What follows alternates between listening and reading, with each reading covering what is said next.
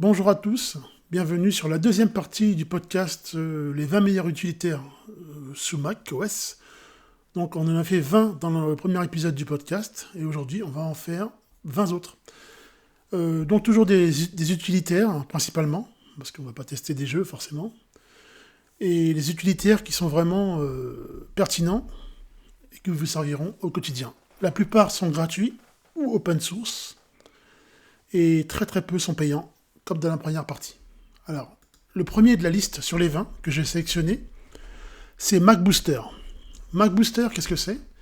C'est un utilitaire, un peu un couteau suisse, qui permet de faire plusieurs choses avec son Mac, de nettoyer les fichiers système inutiles, d'analyser le Mac s'il y a des virus dessus, de nettoyer la mémoire, de nettoyer les cookies, donc les cookies de Chrome, de Safari, Firefox, de les installer automatiquement et proprement les applications dont vous ne vous servez plus, voilà.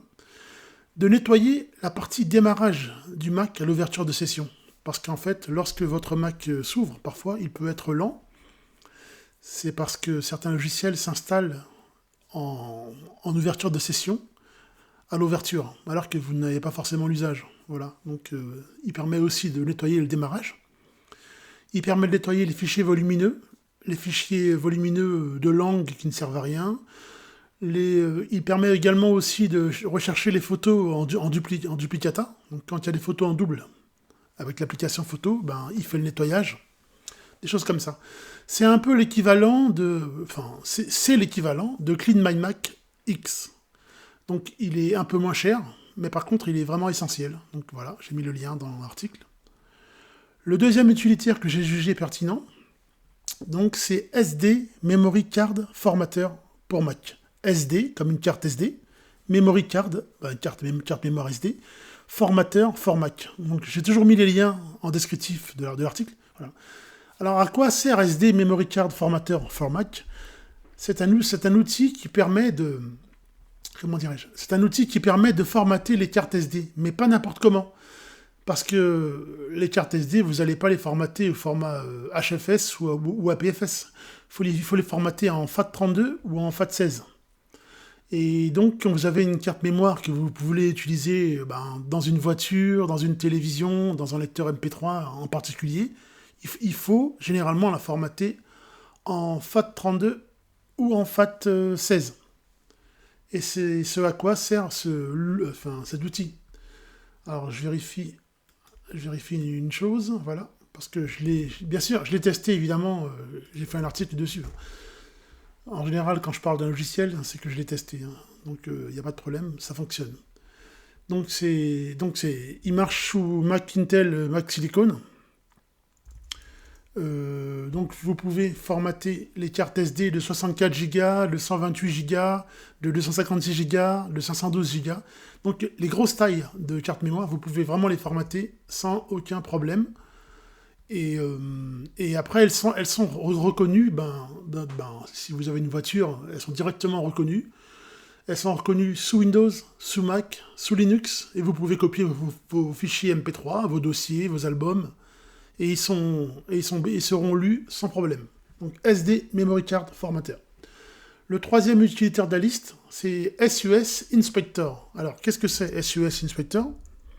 C'est un logiciel qui permet de télécharger directement depuis les serveurs d'Apple toutes les versions existantes. Donc ça commence, je crois, avec, pour la plus vieille, ça commence avec Sierra ou High Sierra, ou peut-être même Léopard, je sais plus. Ça commence, on peut remonter en arrière, et même si votre Mac n'est pas compatible avec l'OS que vous voulez télécharger, vous pouvez quand même le récupérer et en faire une clé de démarrage bootable. Donc SUS Inspector. Et la différence avec entre SUS Inspector et MIST, dont on a parlé dans la première partie du dossier, c'est que SUS Inspector vous permet de télécharger vraiment tous les fichiers DMG, app, donc des installateurs macOS. Donc c'est plutôt pas mal, je trouve. Voilà. Troisième utilitaire vraiment très très bon, c'est Balena Etcher. Alors, qu'est-ce que c'est Balena Etcher? Si vous êtes sous Mac, vous avez parfois besoin d'installer une version de Linux. Mais vous voulez l'installer sans forcément créer une partition sur votre SSD ou sur votre disque dur, si vous avez une vieille machine, peu importe. Voilà. Donc, avec Balena Etcher, quel est l'intérêt de ça? C'est un utilitaire graphique avec une interface GUI, un GUI, vous pouvez installer n'importe quelle version de Linux sur une clé USB. Et ce Linux que vous allez installer, il va être autonome. C'est-à-dire que vous allez démarrer votre Mac depuis la clé USB que vous aurez créée avec l'outil Balena Etcher. Voilà. Donc on télécharge dans l'ordre. On télécharge le fichier ISO de Ubuntu, Mint, Fedora, Debian, peu importe, OpenSUSE, Kali. Et lui, il va se charger de faire de votre clé USB une clé USB bootable de Linux. Donc ça peut toujours dépanner. Si votre Mac ne démarre plus, vous pouvez accéder à vos fichiers. Si vous voulez tester une distribution de Linux sans avoir à créer une partition et à déranger en fait tout l'ordre établi de votre SSD, c'est un bon compromis. Ça fonctionne sous Mac Intel et sous Mac Silicon. Ensuite, le cinquième utilitaire de la liste, c'est, alors dans la même veine, on va dire, c'est WinDisk Writer. Alors, qu'est-ce que c'est WinDisk Writer? Alors, donc j'ai ma petite fiche devant moi, parce que je les avais bien ordonnées. Donc, WinDisk Writer, il permet de créer une clé USB de démarrage de Windows depuis un Mac. Parce qu'habituellement, lorsqu'on veut créer une clé USB bootable de Windows, on le fait depuis un Windows 11, un Windows 10, un Windows 8, peu importe. Là, vous allez pouvoir vous allez dans l'ordre télécharger un fichier ISO de Windows, la version que vous voulez. WinDisk Writer va se charger de faire ça pour vous. Il va directement télécharger le système d'exploitation Windows que vous voulez. Et dans la foulée, vous allez brancher votre clé USB. Et là, il va directement créer une clé USB de démarrage Windows. Et avec cette clé, forcément, vous allez pouvoir installer Windows 11 sur votre Mac Intel en particulier, si vous êtes en bootcamp, d'accord? Donc, c'est ça. Donc, c'était celui-là. L'utilitaire numéro 6. Alors oui, voilà, celui-là, il est pas mal.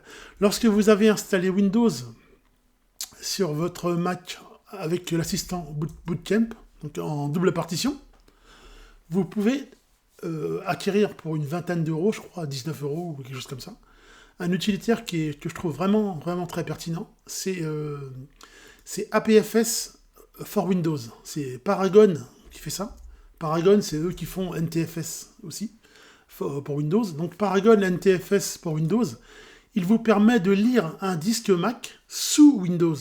Donc si votre Mac il est formaté en APFS, HFS, HFS+, voilà, vous allez pouvoir, sous la session Windows 11, Windows 10, peu importe, vous allez installer les drivers APFS for Windows, et grâce à ces drivers, vous allez pouvoir non seulement lire le volume Macintosh HD, voilà, ou peu importe comment vous l'avez étiqueté, vous allez pouvoir lire ce volume, mais vous allez aussi pouvoir écrire des informations dessus. Donc ça facilite la copie de fichiers de Mac à Windows lorsque vous avez partitionné votre SSD, donc avec une partie macOS et une partie Windows. Donc APFS for Windows, c'est les drivers d'écriture APFS qui s'installent sous Windows, donc parce que votre Mac, si c'est un Mac récent, il est formaté actuellement en APFS. Et pour lire les partitions APFS, Windows ne dispose pas de driver APFS nativement. Donc pour lire des disques formatés en APFS, il faut installer des pilotes tiers. Et les pilotes tiers s'installent via l'utilitaire que je viens de vous dire, donc APFS for Windows. J'ai mis le lien toujours dans le descriptif. Septième logiciel que je trouve sympa, c'est Bartender. Alors Bartender, qu'est-ce que c'est? Alors c'est un outil qui ne paye pas de mine, mais qui vraiment apporte vraiment un petit plus aussi. Donc en haut du Mac, sous macOS, vous avez la barre de menu.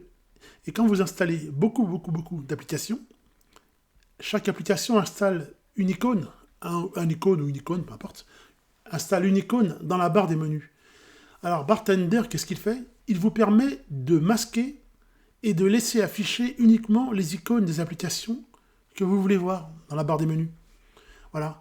Donc si vous avez pas envie d'avoir 20 icônes en haut de la barre de menu qui remplissent la barre de menu supérieure du Mac, vous installez Bartender, vous sélectionnez les icônes que vous voulez voir apparaître, et puis vous désignez ceux que vous voulez voir disparaître. Donc il les masque. Voilà. Donc Bartender est payant. Alors ça par contre c'est son seul petit problème. Mais il existe une alternative gratuite qu'on trouve sur le Mac App Store, c'est Hidden Bar. H-I-D-D-E-N-B-A-R. Hidden Bar, c'est l'alternative gratuite à Bartender. 8e logiciel que je trouve aussi très très bon. Alors là, c'est... attendez, 8e. Oui, alors j'ai noté... Alors, Coconut Battery. Tout en un seul mot. Donc, Coconut Battery. Qu'est-ce que c'est Coconut Battery? C'est un outil avancé qui affiche toutes les informations...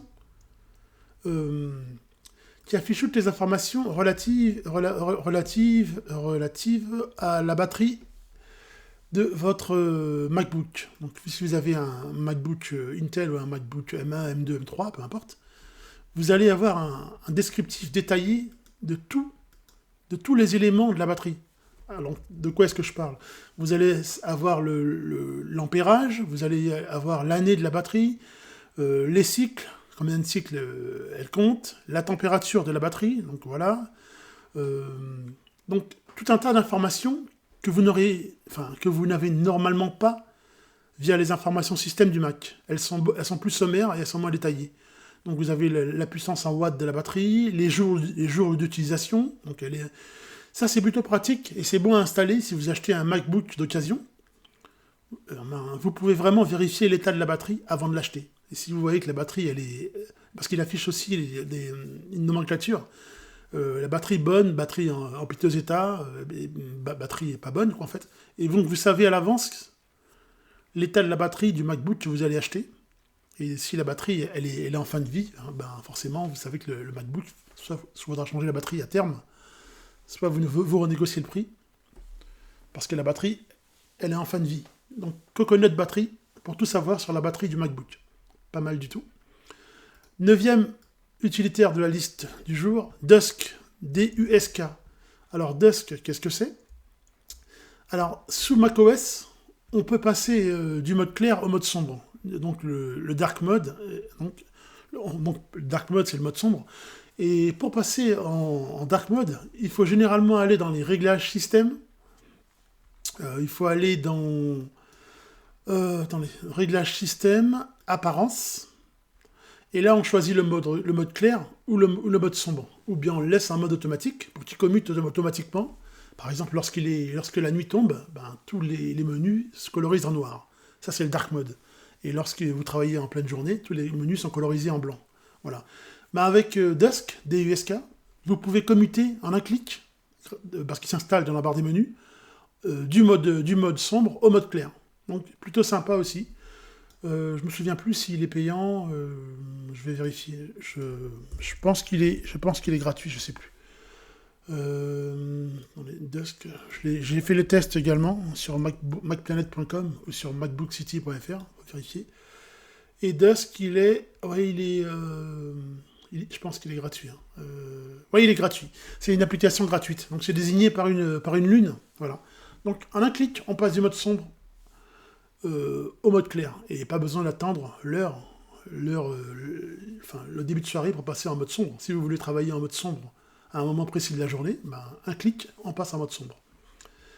Autre utilitaire que j'ai trouvé sympa, c'est Latest. Latest, ça veut dire, c'est un superlatif, c'est le dernier. Qu'est-ce que c'est Latest? Latest, c'est un outil open source et gratuit qui permet de télécharger. Donc, il va vérifier toutes les applications installées sur votre Mac et il va automatiquement les mettre à jour pour vous. Donc, si vous avez installé, je dis n'importe quoi, 50 applications sur votre Mac, plutôt que d'aller vérifier au cas par cas si une mise à jour est disponible, lui, il va vous faire un résumé de l'entièreté des applications installées sur le Mac avec les numéros de version actuels et les nouvelles versions que vous n'avez pas encore mises à jour. Et en un clic, vous pouvez mettre à jour une cinquantaine, une centaine, voire des milliers d'applications, si vous en avez 1000. Vous pouvez mettre vous pouvez mettre à jour toutes ces applications en une seule opération, ce qui vous évite de le faire tour à tour. Donc c'est Latest, Latest. Donc c'est un super utilitaire open source et gratuit. Bon, bien sûr, il a aussi les homologues payants. Ouais, donc par exemple, qui sont très bons aussi, hein, il faut bien le dire. Match Updater, MACUPDATER. Donc, mais moi, j'ai préféré privilégier le logiciel open source, Latest. Mais Match Updater est très bon aussi. Et je pense qu'il est pas très cher non plus. Match Updater, celui-ci, il doit être... il est à combien? Ouais, une licence pour une machine et pour un an, c'est dans les $10. Donc, c'est pas non plus très cher. Mais Latest, il fait le job. Ensuite, toujours si vous avez un MacBook, donc les nouveaux MacBooks, je parle des MacBooks M1, M2, M3, MacBook Air, MacBook Pro, etc. Donc, il y a un outil que vous allez trouver plutôt pas mal, enfin que moi j'ai trouvé pas mal, c'est Top Notch. Donc c'est Top Notch, T-O-P-N-O-T-C-H. Alors qu'est-ce qui fait Top Notch? Vous savez que tous les nouveaux MacBooks, ils ont un notch. Ça veut dire qu'il y a un emplacement en haut de l'écran qui est réservé à la caméra, à la webcam. Et si vous voulez pas, avoir un trou au milieu de l'écran lorsque vous utilisez une application, Top Notch, il masque ce trou. Donc voilà, il masque le notch en fait, le notch du MacBook. Ça veut dire que vous n'avez pas de discontinuité sur les deux parties de l'écran. Donc voilà, c'est pas mal. Top Notch à installer d'urgence. Il est gratuit, ouais, je pense qu'il est gratuit. Et sinon, il y en a d'autres, il a les homologues. Il y a aussi Forehead, F-O-R-E-H-E-A-D. Il y a The Notch Ifler, D-E, plus loin, Notch, N-O-T-C-H, et plus loin, Ifler, F-E-L-R. Donc voilà, c'est aussi un autre outil qui masque le notch. Donc le notch, c'est l'encoche du MacBook, en fait. Voilà. Donc ça, c'est les petits outils sympas et gratuits dont il faut vraiment, qu'il faut installer en urgence quand on achète un MacBook Air, un MacBook Pro. Ensuite, deuxième logiciel que j'ai trouvé pas mal du tout, c'est Speediness. Speediness, alors à quoi ça sert Speediness? Speediness, vous allez le trouver dans le Mac Store, il est gratuit. C'est un outil qui mesure la vitesse de votre connexion Internet et le ping, donc la connexion ping. Donc il teste votre ligne, soit vous êtes en Wi-Fi, soit vous êtes en RJ45, en câble Ethernet. Donc il teste la vitesse de votre ligne actuelle sur l'ordinateur que vous utilisez, un MacBook, un iMac, un Mac mini, peu importe, et il vous fait un résumé, tout en gardant l'historique de tous les tests effectués. Ça veut dire si vous faites un test aujourd'hui et que vous faites un autre test dans 10 jours de votre ligne Internet, vous aurez toujours accès à l'historique. Donc vous pourrez voir si votre ligne Internet, elle s'est améliorée ou si sa qualité s'est dégradée. Ce que ne permettent pas en général les autres outils comme Fast, comme le site fast.com, comme Speedtest ou autres. Donc très bon outil. C'est Speediness. Donc je conseille hautement.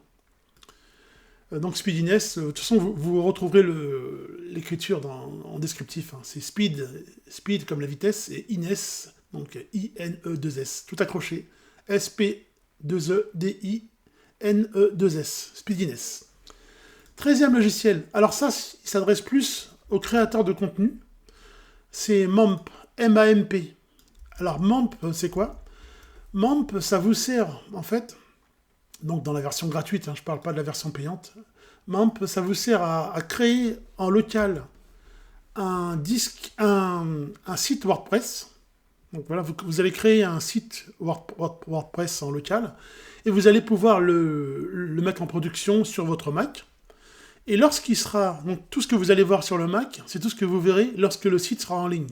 D'accord? Et lorsque le site sera prêt à être mis en ligne, vous allez le publier dans l'état.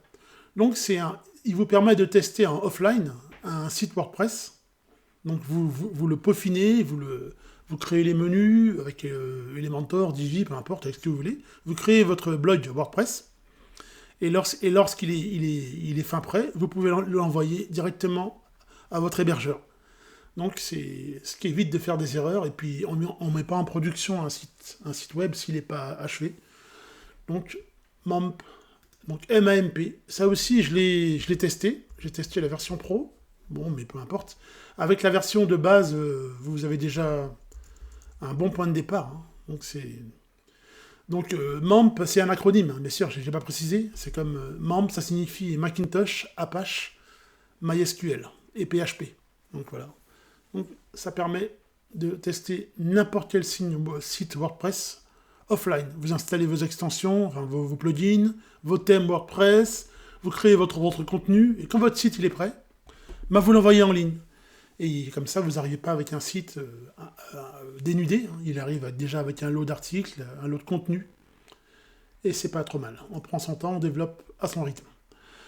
14e logiciel de la liste. Alors, à quoi j'ai pensé? Ah oui, voilà. J'ai pensé à ClearVPN. Clear, C-L-E-A-R, VPN. Bon, ben voilà, un Virtual Private Network. Alors, ClearVPN, c'est MacPo qui fait ça. Et MacPo, c'est l'éditeur de Clean My Mac. J'adore ClearVPN parce qu'en fait, c'est un outil qui vous permet de... Ben, simplement, qui vous permet de, en un clic, de choisir votre localisation. Si vous voulez avoir une adresse IP allemande, anglaise, brésilienne, américaine, canadienne, italienne, turque, peu importe, vous choisissez le pays où vous voulez être localisé et vous profitez du VPN et des services associés au pays. Par exemple, si vous voulez avoir accès à des programmes en streaming qui ne sont pas disponibles en France, si vous voulez avoir accès au Mac App Store américain, si vous voulez, voilà. Donc ClearVPN, au Netflix américain, ClearVPN vous permet de changer votre adresse IP française pour une adresse IP étrangère, celle de votre choix. C'est un super outil qui est payant, voilà, qui coûte pas très cher parce que... Enfin, généralement, c'est mieux de le prendre avec Setup, S-E-T-A-2-P, c'est un pack, vous pouvez télécharger plus de 200 logiciels, ou bien vous le prenez à l'unité, et la version premium de ClearVPN. Si vous l'achetez seul, il vous coûte en abonnement 5 € par mois. Si vous l'achetez dans Setup, vous achetez le pack Setup de MacPo, alors là, c'est beaucoup moins cher, parce qu'en fait, Setup va vous coûter, alors je vais dire les tarifs en même temps, va vous coûter 9 $ par mois, mais vous aurez accès à plus de 240 logiciels sur macOS, dont ClearVPN qui fait partie du lot. Donc mieux vaut acheter, je pense, mieux vaut prendre un abonnement à Setup pour profiter des 240 applications que d'acheter ClearVPN seul, sauf si vraiment vous avez un usage dédié de ClearVPN. Donc c'est un VPN vraiment pour les débutants. On choisit, il y a les pays, il y a les drapeaux des pays, on choisit le pays, et automatiquement il fait la connexion. Point rouge, vous êtes connecté avec une IP française. Point vert, vous êtes connecté avec une IP étrangère, et il vous dit laquelle, puisque c'est vous qui l'avez choisi, donc en choisissant son pays. Et on a accès à tous les sites étrangers, simplement grâce à ce VPN. VPN facile, VPN pour tous, on va dire.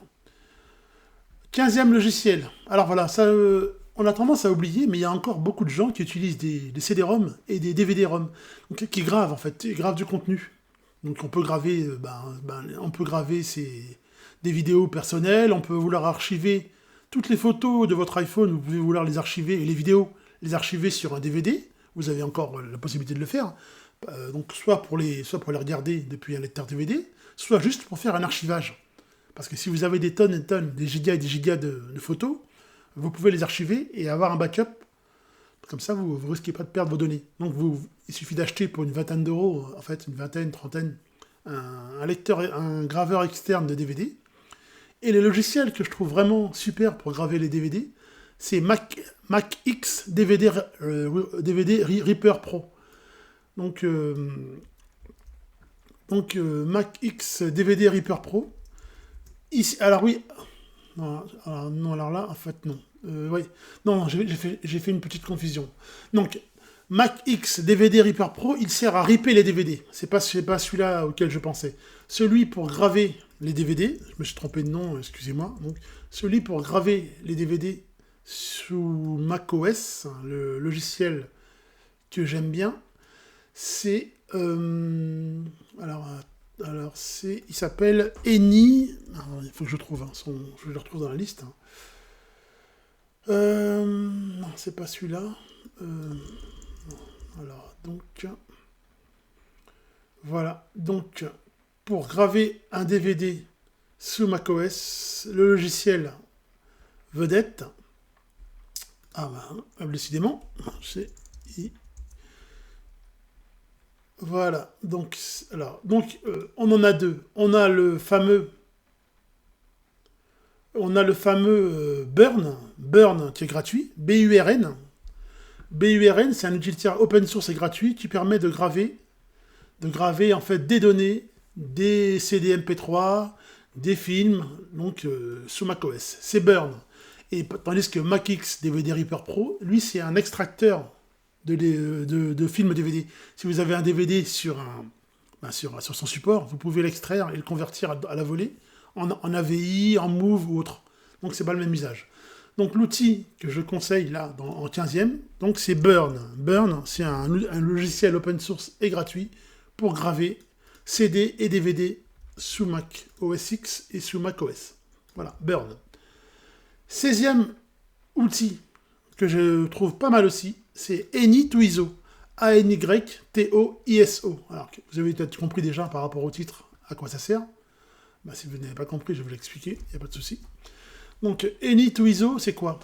Lorsque vous avez téléchargé un fichier DMG, P4G ou APP, avec l'extension DMG, APP ou P4G de macOS, par exemple macOS Sonoma, macOS Ventura, macOS High Sierra, vous avez peut-être envie de convertir l'image disque au format ISO. Et le format ISO, il vous servira à monter l'image dans une machine virtuelle. Donc si vous voulez créer une machine virtuelle de n'importe quel macOS, il faut convertir l'image DMG ou APP, ou autre format, bien sûr. Il faut convertir l'image au format ISO. Et avec AnyToISO, ça permet de faire ça. Donc c'est un logiciel payant. Donc malheureusement, il est payant, mais c'est vraiment le meilleur, par contre. Donc là, s'il y avait un gratuit, je l'aurais mis dans la liste, mais il n'existe pas.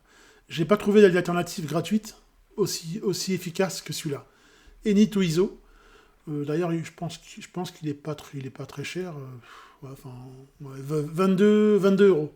Voilà, 22 euros. AnyToISO. Donc c'est vraiment la référence pour convertir n'importe quelle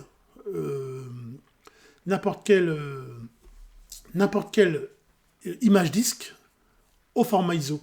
Et vous pouvez aussi créer une image disque ISO à partir d'un CD ou d'un DVD, pas seulement à partir d'un fichier. Donc voilà, donc c'est le créateur d'ISO par définition. Et si vous ne voulez pas utiliser AnyToISO, que vous n'avez pas envie de le payer, moi je le fais avec le terminal du Mac. Donc on peut convertir une image en ISO avec le terminal, mais bon, c'est un peu plus rudimentaire, mais ça fonctionne. Et puis il faut être un utilisateur plus avancé. Mais sinon, vous lisez mes tutoriels sur macplanet.com, je donne toutes les lignes de commande du terminal pour convertir un fichier DMG en fichier ISO. Donc il y a une dizaine de lignes de commande, ça se fait avec le terminal, c'est à l'ancienne, mais ça fonctionne très bien si vous n'avez pas les moyens ou pas l'envie de payer un logiciel, une licence. 17e logiciel de la liste, c'est DriveDX. DRIVE-DX. Qu'est-ce que c'est DriveDX? C'est un outil qui vous permet de tout savoir sur le SSD de votre iMac ou de votre MacBook. Parce qu'on part du principe que tous les Macs modernes, que vous avez un Mac moderne et que tous les Macs modernes ne disposent plus de disques durs. Les disques durs, c'est fini. C'est les SSD, c'est le stockage flash. Et là, vous allez pouvoir, avec DriveDX, tout savoir sur l'état de votre SSD. Alors, qu'est-ce que je veux dire par là? Vous allez pouvoir faire du monitoring. Alors, savoir quelle est la température du SSD, quelle est son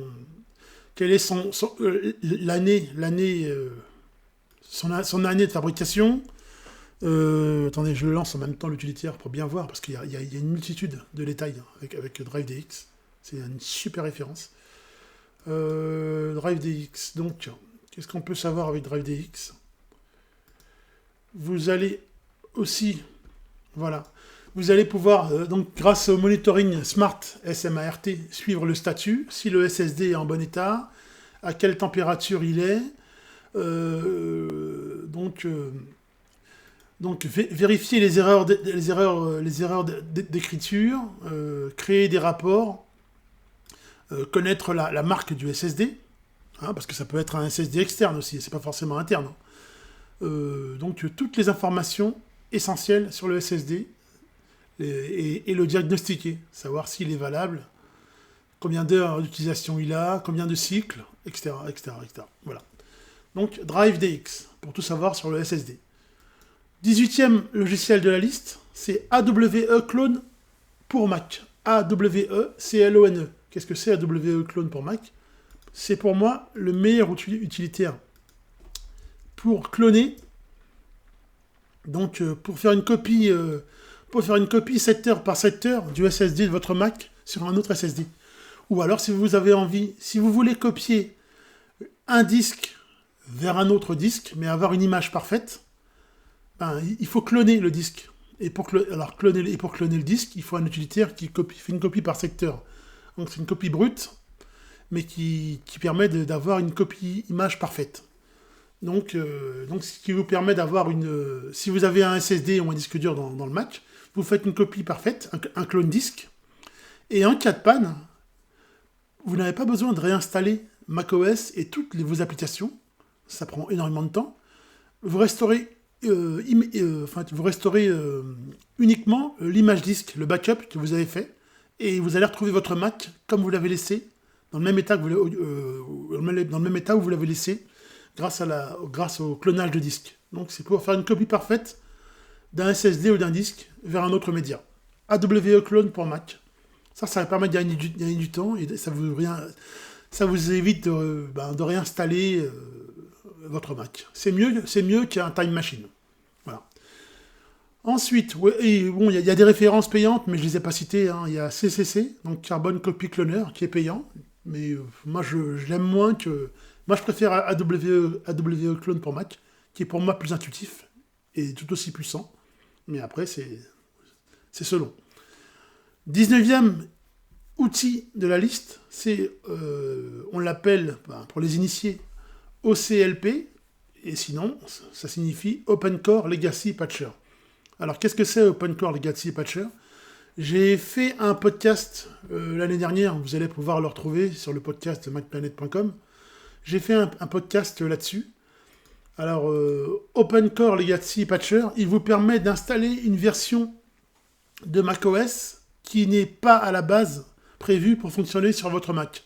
Par exemple, si votre Mac est trop ancien, je sais pas, je dis n'importe quoi, il date de 2017, 2018, et que vous avez envie d'installer macOS Ventura ou Sonoma, Apple vous limite et vous empêche de l'installer, il vous bride, voilà, en vous disant qu'il n'est pas compatible. Mais, dans la réalité, il peut l'être. Et grâce à Open Core Legacy Patcher, vous allez créer un boot spécial, installer la version de macOS qui n'est pas supportée par votre Mac, et vous allez l'installer. Donc ça vous permet d'installer une version de macOS qui n'est pas prévue pour votre Mac. Une version supérieure, bien sûr, pas une version antérieure. Donc si votre Mac il s'arrête à macOS Monterey, ben vous allez pouvoir passer à la version au-dessus grâce à Open Core Legacy Patcher.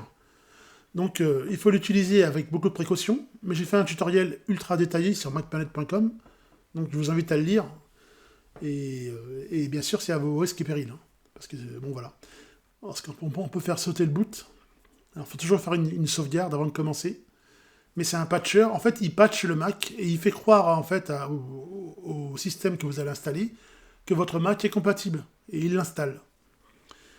20e et dernier logiciel de la sélection des 40 logiciels gratuits, donc, c'est la référence en général. Alors, quand on passe de Windows à Mac, il faut faire un effort pour apprendre tous les raccourcis clavier. C'est ce qui fait la force de macOS, hein, c'est les raccourcis clavier. Habituellement, on utilise un logiciel payant qui s'appelle KeyQ, K-E-Y-C-U-E, Mais moi, j'ai trouvé une version gratuite qui permet de faire la même chose, qui s'appelle Keyclu. Keyclu. Donc Keyclu permet, et donc vous lancez une application, peu importe, vous lancez Photoshop, vous lancez Safari, Chrome, et lui, il va vous afficher via un raccourci clavier tous les raccourcis, mais absolument tous les raccourcis clavier disponibles pour cette application. Donc vous allez avoir sur une fenêtre toutes les applications, tous les raccourcis clavier possibles par application. Donc, et il s'adapte en fonction de l'application que vous lancez. Si vous lancez Safari, vous allez avoir tous les raccourcis de Safari. Si vous lancez le calendrier, etc. Si vous lancez Final Cut Pro, voilà. Si vous lancez Filmora, Adobe Premiere, il y a beaucoup de raccourcis à apprendre. Ça va vous aider en fait à les mémoriser et à être plus productif. Voilà. Donc c'est vraiment ça. Donc alors le payant c'est KeyCue, Keycue, mais moi je préfère le gratuit, Keyclu, Keyclu. Donc j'ai mis aussi le nom dans la liste. Donc je vous ai fait un résumé des 20 nouvelles applications. Donc il faut écouter le podcast, la première partie si vous l'avez manqué, où je vous présente déjà 20 applications, et puis dans celle-ci, 20 autres applications. Donc c'est une deuxième partie. En général, toutes les applications, enfin c'est pas en général, c'est sûr, toutes les applications que je mentionne dans le podcast, je les ai testées, je les ai éprouvées, et donc c'est pas juste en parler pour en parler, c'est en parler parce que je les ai testées, et parce que je les ai vraiment validées, parce que leur usage m'est indispensable, ou bien m'a été indispensable à un moment donné.